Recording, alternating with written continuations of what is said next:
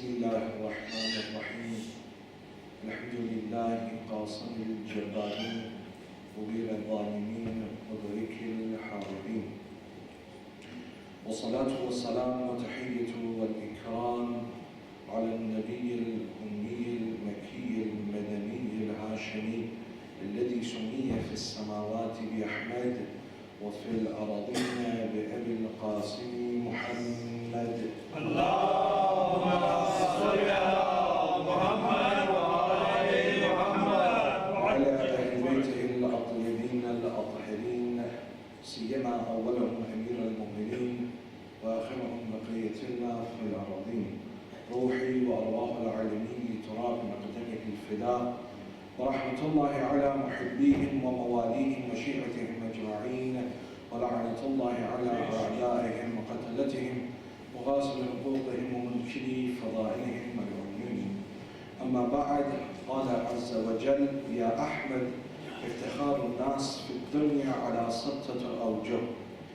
For the happiness of Hazrat Zahra Marzia, for the enlightenment of the graves of your Mahmumeen, of the graves of the Shahada, Ulama and Siddiqeen, for the safety of the followers of Ahl al-Bayt around the world, and for the safety and the hastening of the reappearance of Hazrat Baqiyatullahi al-A'zam, Allahumma al-Fida. Please recite your loudest salawat. Allahumma salli ala Muhammad.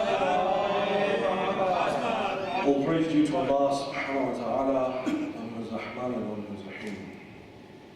It's an honor to be back here, see many familiar faces, and meet old friends as time goes on and life becomes busier and busier. It's difficult to find time to sit and reconnect with people, and alhamdulillah these opportunities come along for us to be able to rekindle those relationships, those friendships. The topic that I've been asked to speak about is the preparation for Shahr Ramadan. And the first question that arises in one's mind is there actually any preparation for Shahr Ramadan? When we look at our lives thus far, what sort of preparation have I done for the holy month of Ramadan? Every year the days draw close and the nights grow closer. From Rajab we begin to prepare until we reach the threshold of Shahr Ramadan, and my only preparation is in the last few weeks to see what special offers are on in the supermarkets. My preparation for Shahr Ramadan is, stock up on my Rubicon mango, stock up on this rice and that vegetable, so I'm ready for the holy month. And outside of that, I don't have any preparation. I don't have any spiritual timetable for myself. And often what happens is that I enter into the holy month and then days go past and I start to feel maybe around the halfway mark some sort of spiritual enlightenment, but by that time it's already too late because I'm petering off, getting ready for Eid. And so that change that was to happen within myself reverts back to its old self. Shahr Ramadan is the banquet of Allah subhanahu wa ta'ala. And in preparation for that banquet, there is much that is outside of what is going to be on my menu. Committees will gather and they will discuss and debate and they will try and get sponsors and bring people in to see who it is that will sponsor the iftar and what is their menu. And people will come on certain days because they know that someone has sponsored it, and on that day they will do a certain dish. Come on this day because they're doing biryani, or that person always does nihari. Make sure we have to go because this person has called us. Not because Allah Himself has called us. Do you see how our mindset has become? And preparation for Shahr Ramadan is beyond this, as I said. In fact, the preparation for the month of Ramadan begins in Rajab. From the first of Rajab, an individual's journey towards Allah subhanahu wa ta'ala begins, and we hear it every year, and it becomes cliche that in Rajab you start, in Sha'ban you begin to increase, and then Shahr Ramadan is where you reap. In Rajab you sow, in Sha'ban it grows, and in Ramadan you reap. But yet, have I done any of that? And when we look at the hadith, when we look at the recommendation of the a'mal, you see that in Rajab you have certain amounts of a'mal that a person needs to do. The recommendation, 1,000 times this or 100 times this many ayat, this many rak'ah of salah. And then when we enter into Sha'ban, that increases. And then when we enter into Shahr Ramadan, it increases day by day. So that a person reaches the pinnacle, the spiritual height, that is Laylatul Qadr. All of this build-up is for Layal al-Qadr. And I waste my Laylatul Qadr making up my Qadar namaz. The whole year I don't pray. Laylatul Qadr comes, تَنَزَّلُ الْمَلَائِكَةُ وَالْرُوحُ. And I've got the poor Maulana or whoever is here, Maulana needs to pray super speed, we need to do 7 days qada. Yes, qada is wajib, don't get me wrong. Qada is wajib. But they can also be done on other nice layal, and qadr has a'mal to be done. But what happens is the whole year I spend my time moving away from those wajibat. Now when Laylatul Qadr comes, the time for me to ascend, I'm trying to make up what I lost. I'm trying to make up for my laziness prior, for my forgetfulness before. The preparation begins. And this is not just me that is saying it. In fact, the hadith says that the preparation for Laylatul Qadr begins even for the Imam of our time.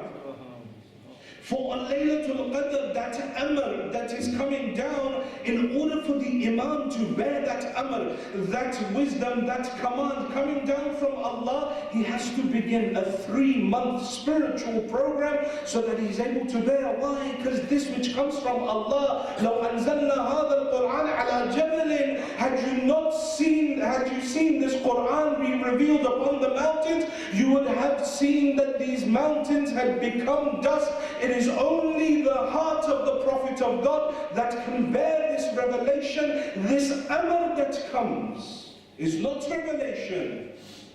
In kulli amrin hakim. It is all of the commands of Allah subhanahu wa ta'ala for the coming year, but in order for the sahib al-amr to be able to bear that, he must begin a 3-month spiritual exercise that reaches its peak on Laylatul Qadr. And in the same way for us, in order to be able to benefit from the night of Qadr, the preparation should have begun back then. And then Allah subhanahu wa ta'ala makes it easy for us. He gives us a few shortcuts to be able to ascend quick, to work smart instead of hard. On the first Thursday of Rajab, says this is Laylatul Raqa'ib.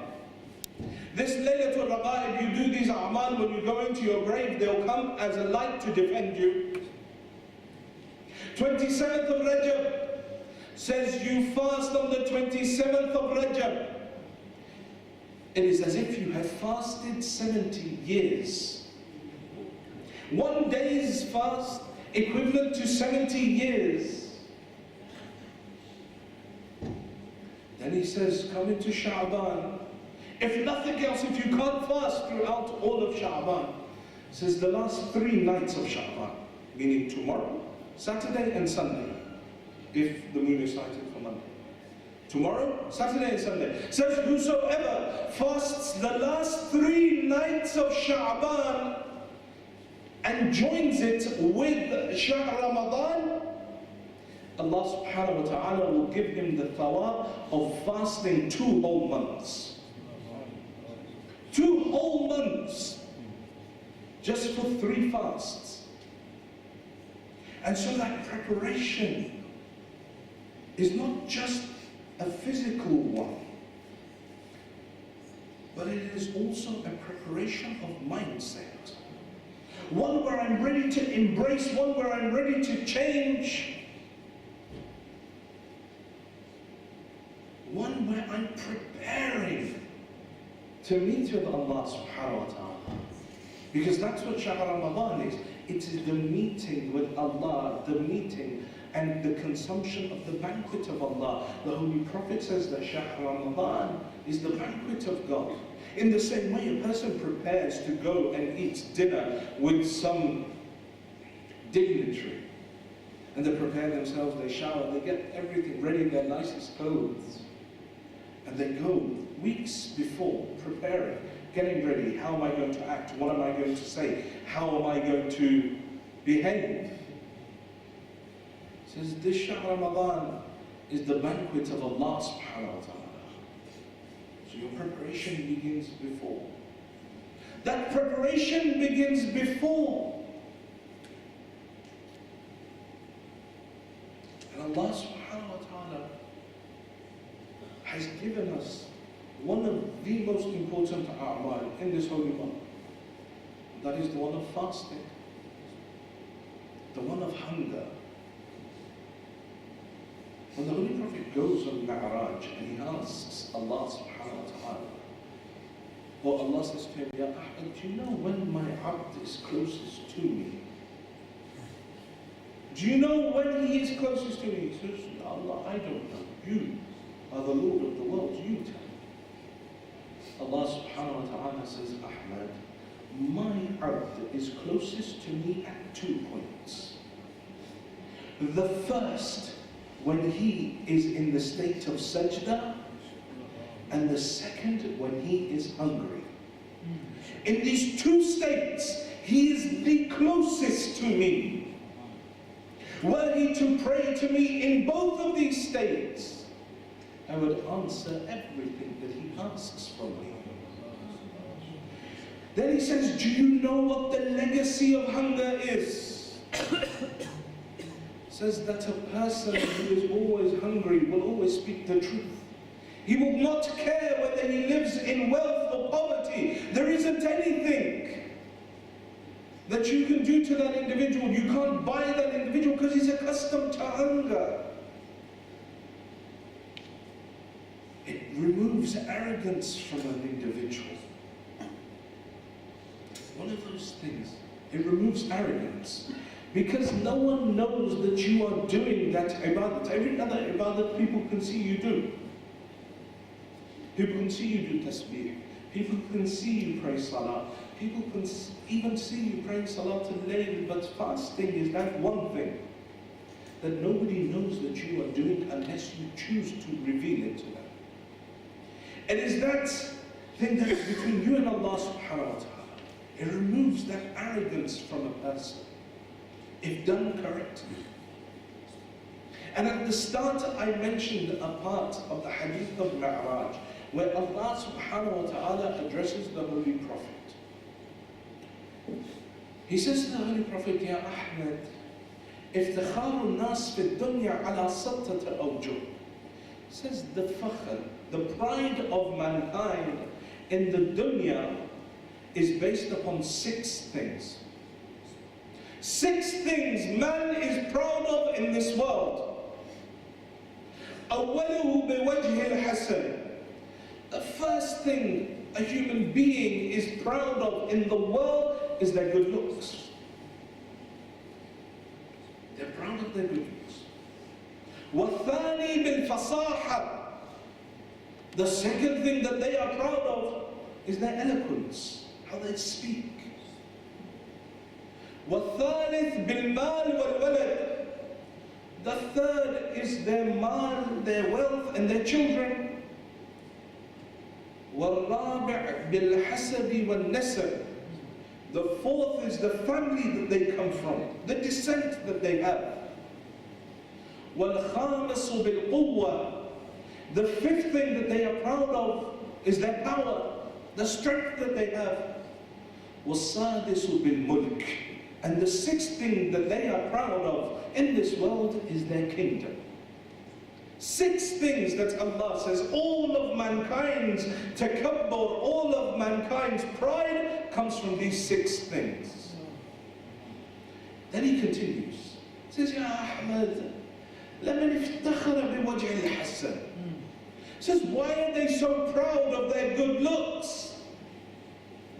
تَلْفُهُ وُجُوهُهُمُ النَّارُ وَهُمْ فِيهَا كَالِحُونَ Says that for there will be a day where we shall grab them from their forelocks or from their hair and burn their faces in the fire.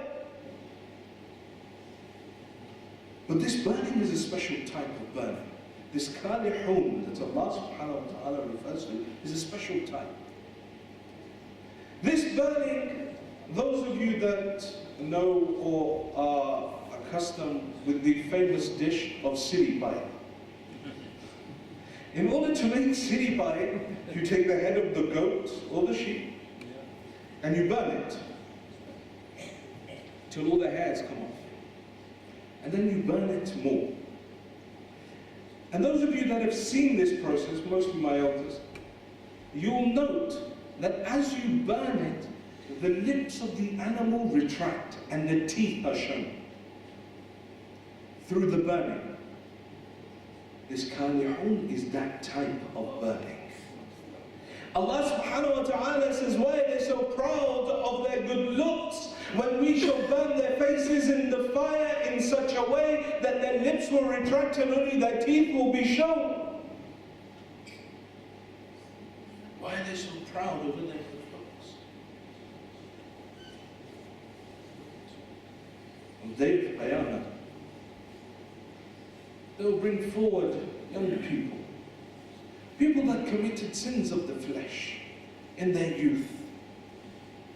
And they'll be brought forward and they'll say to them, why is it that you committed this haram? Why is it that you committed this adultery or this promiscuity? Why? And the person will reply to Allah subhanahu wa ta'ala, Ya Allah, it wasn't my fault. You made me good looking. And because of this, Ya Allah, that haram became easy for me. And Allah subhanahu wa ta'ala will reply saying, it is because we made you good looking that you did this haram. Says, yes, Ya Allah, had you made me ugly in the dunya, no one would have been attracted to me and I would not have committed this haram. Says, so had we made you ugly, you would not have committed this haram, but because we made you good looking, you went and committed this haram in the dunya. He says, yes, Ya Allah. Allah subhanahu wa ta'ala says, call out, where is Yusuf? Nabi Yusuf will make his way out of the people of the mahshar and he will stand and Allah subhanahu wa ta'ala will address this person and say, tell me, who is better looking? Are you or is Yusuf? Then why is it that he could abstain and you could not? And do you know why it is that Nabi Yusuf could abstain from that haram? Imam al-Sadiq salawatullah wa salamu alayhi.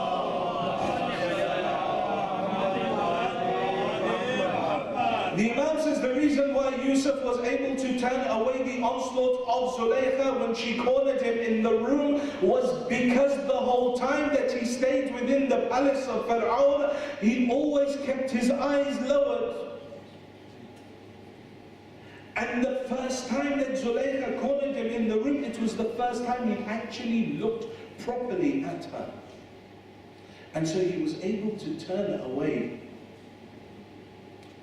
So comes from the eyes. Why are they so proud over their good looks? The second thing Allah subhanahu wa ta'ala says, why are they so proud over their eloquence? اليوم نختم على أفواههم وتكلمنا أيديهم وتشهد أرجلهم. For on that day we shall seal their mouths, and their hands and their feet shall bear witness to us as to what it is they did, what it is, where they went. Now there's no way that they can talk themselves out of this. It is because now they're in front of Allah subhanahu wa ta'ala, the mouth is sealed, the hands will speak, because on that day, it is but the kingdom of Allah subhanahu wa ta'ala. No one is able to take a step, no one is able to move, no one is able to do anything except what Allah subhanahu wa ta'ala wills. Now, man iftakhara bil mal wal walad. So why are they so proud over their wealth and their children? يوم لا ينفع مال ولا بنون. For on that day, neither children nor wealth will come to their aid. It will only be their good deeds. No matter where they can run, no matter which child they go to, no one will be of aid. When a person dies, the moment they see Malakul Maut and the soul is taken, the narration says 3 things are in front of that individual. Tajassumul a'mal. Certain actions will take form around that person. The first thing he sees after everything goes dark are 3 figures standing next to him. He will turn to the first, say, "You, who are you? Help me. I don't know where I am.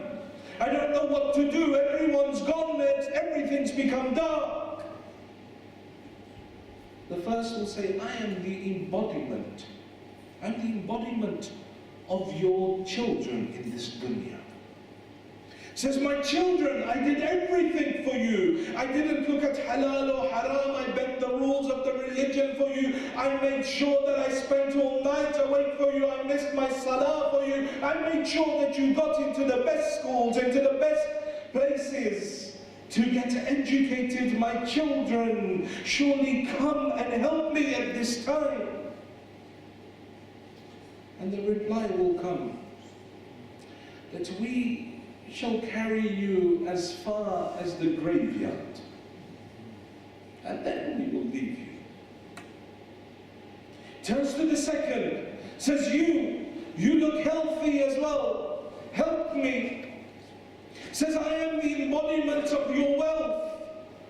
Says, "My wealth, I never looked at day or night, I chased you. It didn't matter who I had to con out of their money, but I made sure that I acquired you. I hustled day and night. And I got you. Help me." Says, "I will help you." My wealth says, "I will help you. As far as buying a coffin for you. I will buy your coffin for you, and that is it. Me and you will part ways."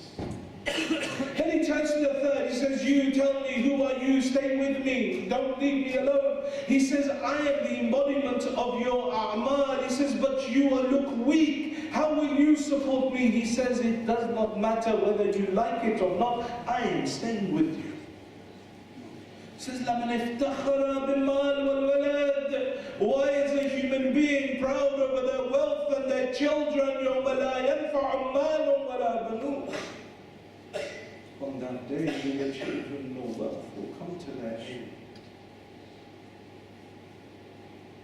And Allah says, لَمَنْ افْتَخَرَ بِالْحَسَبِ وَالنَّسَبِ. Why are they so proud of their family and their descent? فَلَا أَنْصَابَ بَيْنَهُمْ يَوْمَئِذٍ.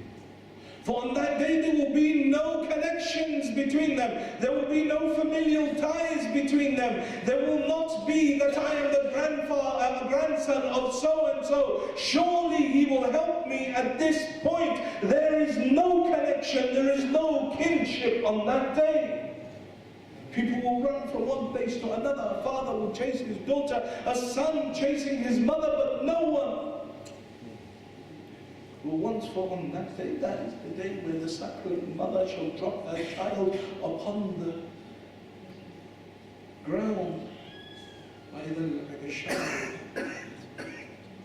And where people will leave the pregnant she-camel by the side and no one will care. The Quran says, the red-haired she-camel that is pregnant, that was the most valuable thing in Arabia at that time. Allah subhanahu wa ta'ala says that they will leave it by its side.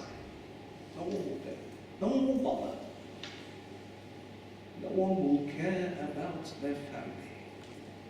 That's why are they so proud of their family?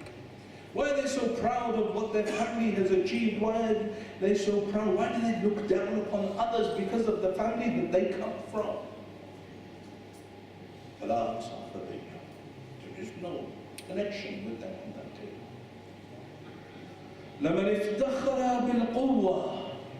Why are they so proud of their strength, of the power that they have? That they used it in the dunya to beat people down, they used it to influence people, they used it to scare people. They used it to create fear in the hearts of people. Creating fear in the heart of the believer is haram, even if by one's eyes. There is hadith about it. That even if with one's eyes a person makes a believer afraid,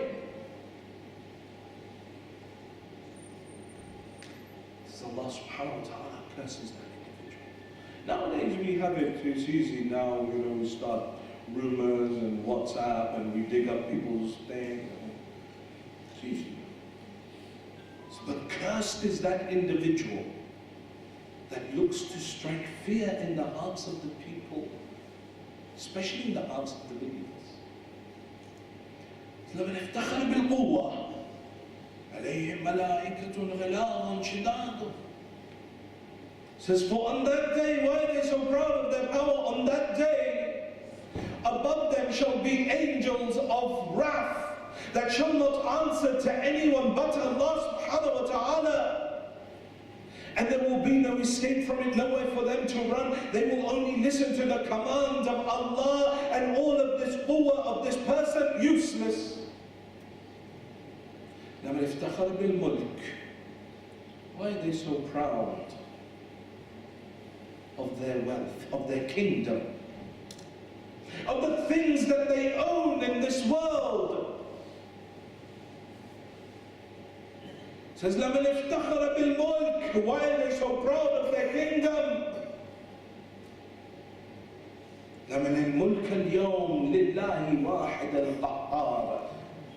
Says that on that day Allah subhanahu wa ta'ala will call out upon the plains of Mahshar over and over, as all of existence are gathered, the kings and the queens, the paupers and the servants, everyone gathered on the plains of Mahshar in front of Allah subhanahu wa ta'ala. No one allowed to move, no one allowed to say anything, no one allowed to speak. Allah will call out, لَمَنِ الْمُلْكَ الْيَوْمِ. Tell me, whose kingdom is it today? Tell me, whose kingdom is it today? Lillahi wahid al-qahhar. It is only the kingdom of God on this day. Individuals on that day won't be allowed to even get out of their graves. The hadith says, فَنُفِخَ فِي الصُّورِ. When the trumpets will be blown, and individuals will rise up from their grave. Certain individuals, because of certain sins they committed in this dunya, for 300 years they will be made to stand with one foot on the earth, one foot in their grave, not allowed to move, not allowed to go anywhere. When they come out of the grave, in front of them will be one angel, behind them will be another angel. One will be called Shaheed, one will be called Sa'iq, one in front that will bear witness, one behind that will stop them from running, one that will give witness and bear witness to what deeds this person did, one that will stop them from farar, stop them from running away. Now you understand why Ali says in the Dua Kumayn, وَلَا يُمْكِنُ الْفِرَارُ مِنْ حُكُومَةِ prophetic, my Lord, where can I run? Because on that day there is no escape. Two angels, one in front, one behind. Nowhere to go. It's pride. Allah subhanahu wa ta'ala says 6 things that mankind is proud of in this dunya. And then why are they so proud of them? We started from the point that in order to prepare for Shahr Ramadan, there are certain things that we need to do.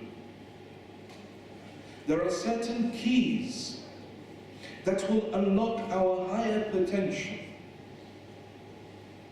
There are certain effects that hunger will have upon us, but only if we are cognizant of the effect that it is having upon us. If I just do it like tradition, everything is because I need to tick a box. This journey began in Rajab. It reached the halfway point on 15th of Sha'ban. Allah subhanahu wa ta'ala says, the 15th of Sha'ban, everyone's destinies are written, then Laylatul Qadr, everyone's destinies are written. How is that possible, 2 destinies being written for the year? Sayyid ibn Tawus explains this. He says that on the 15th of Sha'ban, the a'mal that you did on the 15th of Sha'ban, the du'as, the istighfar, everything, was written in a place called Lawh Mahfuz wal Ithbat, the erasable tablet. A draft form of your year's destiny is written in Lawh Mahfuz wal Ithbat, and the person is monitored from the 15th of Sha'ban until Layal al-Qadr. On the 19th of Laylatul Qadr, again when they go and do their a'mal, again the narration says a further draft is written. Then they're monitored until the 21st of Ramadan, and there that is signed off. And then again on the 23rd of Ramadan, Allah subhanahu wa ta'ala stamps it and seals the person's destiny for the year. But the whole time, there is a monitoring of that individual. Inshallah, tomorrow we'll look more in depth at specific steps that an individual can take to prepare. One of them today is to analyze myself and to think, do I have pride in my life? Am I proud over certain things? Do I look down upon others? For we all go through these trials at times. But it's that, those trials, those to overcome them, to become more refined, to get closer to Allah subhanahu wa ta'ala. I need to change. I need to be cognizant of that change. If I don't want to change, then there's no amount of Ya Ali, there is no amount of Ya Hussein that will save me. Because that wilayat is contingent upon the ma'rifah of the Imam. Because Karbala shows us that there were those that stood in front of their living Imam but were willing to kill him. And they understood who he was, but they were willing to kill his 6-month-old child. They understood what station he had. They said to him, we know you are Haq Hussein. That's because bold and Abik. Because of the hatred we have for your father, we will kill you. They stood around and watched when he came to the body of Ali Akbar. It's one of the most difficult times for Abi Abdullah is when Ali Akbar comes and stands in front of him. Yom Ashura, the hadith, the Maqatil say the first of Ahlul Bayt to go out and die was Ali Akbar. When he came in front of his father, when all the other ashab came, Imam Hussein sent them away. He said, no, not now. But yet when his own son Ali comes and stands in front of him, Abu Abdullah gives him permission straight away. They say that, but there was one difference. Hussein gave permission straight away to Ali al-Akbar, فَنَظَرَ آيِسٍ مِنْهِ. But Hussein looked towards his son with sorrow in his eyes. As the tears began to fall from the eyes of Abi Abdullah, he turned towards his son, Ilayya, Ilayya, my son, come to me, come to me. وَدِّعُكَ وَتُوَدِّعُنِي. My son, let me bid you farewell. You bid farewell to me. They embrace each other. Ali rides out. You heard it in Muharram, how Ali rides out. He hears his father running behind him. Mahla, mahla, slowly, slowly. Ali goes out, he fights. And as he fights, Abu Abdullah stands by the tents of Layla. Layla from inside the tents watches the battle of Ali through the face of Abi Abdullah. When the face of Imam al-Hussein is happy, she knows that her son Ali is okay. But when the face of Abi Abdullah begins to show concern, she knows her Ali is in trouble. At one point she calls out to Abu Abdullah, Ya Abu Abdullah, is my son Ali okay? Abu Abdullah turns towards her, says, Layla, Ali is fine, but he fights against a strong opponent by the name of Bakr ibn al-Ghanim. Layla, do dua. Allah never rejects the dua of a mother for her children. Layla goes back inside the tents. Will you hear what the dua of Layla is? She said, she spreads her hands towards the skies. Ilahi bi'atashi Abi Abdullah. My Lord, for the thirst of Abi Abdullah. Ilahi bi'urbati Abi Abdullah. Oh Allah, for the sake of the loneliness of Abi Abdullah. Ya Rad Musa ila Ummeh. Ya Rad Yusuf ila Yaqub. Oh, the one that returned Musa back to his mother. Oh, the one that returned Yusuf back to Yaqub. Urdud ilayya waladi Ali. Return my son Ali back to me. They say Ali Akbar kills Bakr ibn al-Ghanim, returns back to the tents. You hear how he asks Abu Abdullah one thing. He asks his father, Abata al-Atash qad qatalani, wa thiqal al-hadid qad aj'adani, halli sharbat al-ma. Oh father, the thirst is killing me. The weight of the armor is taking the strength from my body. Is there not a single drop of water for Ali to have? Abu Abdullah gives him solace. He says, Ali, you will soon drink from the pool of Kawthar. He sends his son Ali out. And as Ali continues to fight and Abu Abdullah watches the battle of his son, there comes a time when a spear strikes Ali. They say it struck him from the back. He fell forward upon his horse. Now the horse, with blood in its eye from the head of Ali, not knowing where to go, it turns and goes into the enemies. Those that had a sword in their hands struck the body of Ali. Those that had spears, they threw it at the body of Ali. Those that had arrows, they fired it at the body of Ali. The Maqtal says, فَقَطَّعُوهُ إِرْبًا إِرْبًا. They mutilated the body of Ali Akbar. Ali falls from the horse. He calls out to his father, Abata alayka minni salam. When he hears the voice of Ali, Sakina narrates that I looked towards the face of my father. It was as if the soul was leaving the body of my father. Now Hussein turns and runs the other way. Sakina says, I called out, Father. Ali called from the battleground, why do you run in the opposite way? He says that Sakina, since Ali fell, darkness has fallen in front of the eyes of Hussein. I cannot see where to go. He makes his way to the body of Ali. Some say he crawled towards the body of Ali. Others say he rode out on the horse. Regardless of how he reached the body of Ali Akbar, the Maqtal all say the same thing, that Hussein threw himself on the body of Ali. The soul of Ali had to depart in the body. They say Hussein threw himself on the body of his son. He began to wipe the dirt from the cheeks of his beloved son. He began to wipe the blood from the teeth of Ali. And it says, وَضَعَ خَدَّهُ عَلَى خَدِّهِ. Hussein lay down on the earth and he placed his cheek on the cheek of his son Ali Akbar. And he called out three things. Ya bunayya, ya Ali, qatalallahu qawman qataluk. Ya Ali, may Allah kill that nation that killed you. Ala dunya ba'daka al-afa. Oh Ali, there is no pleasure left in this dunya after you. لقد استرحت من هم الدنيا وغمها وأبوك وحيدا فريدا. Ali, you have left this world and all its sorrows behind, Ali.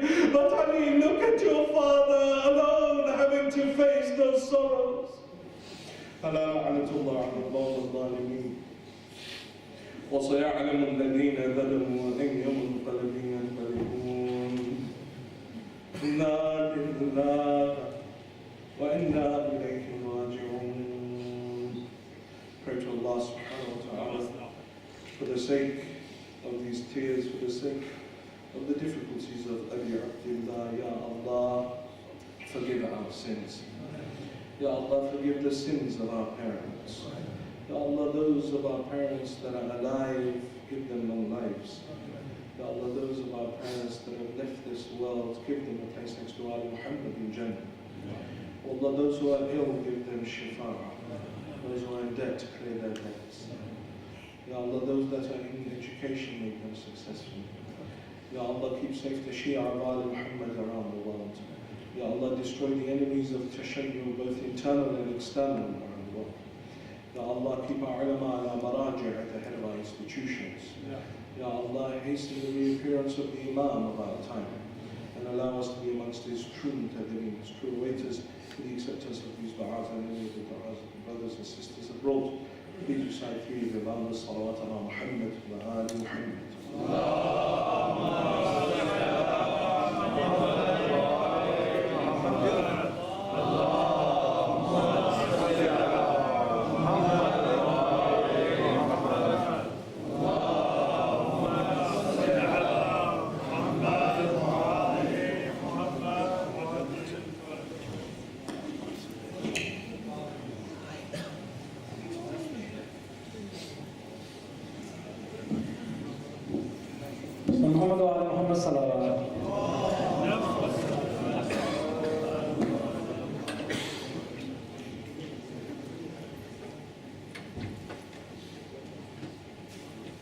أعوذ بالله السميع العليم من الشيطان اللعين الرجيم. بسم الله الرحمن الرحيم. إن الله وملائكته يصلون على النبي يا أيها الذين آمنوا صلوا عليه وسلموا تسليما.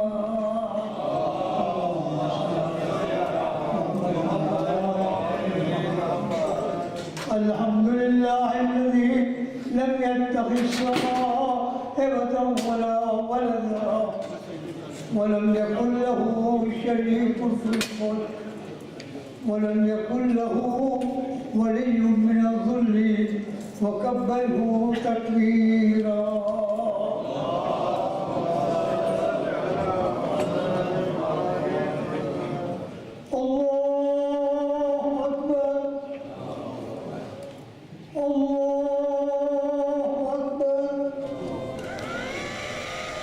Allah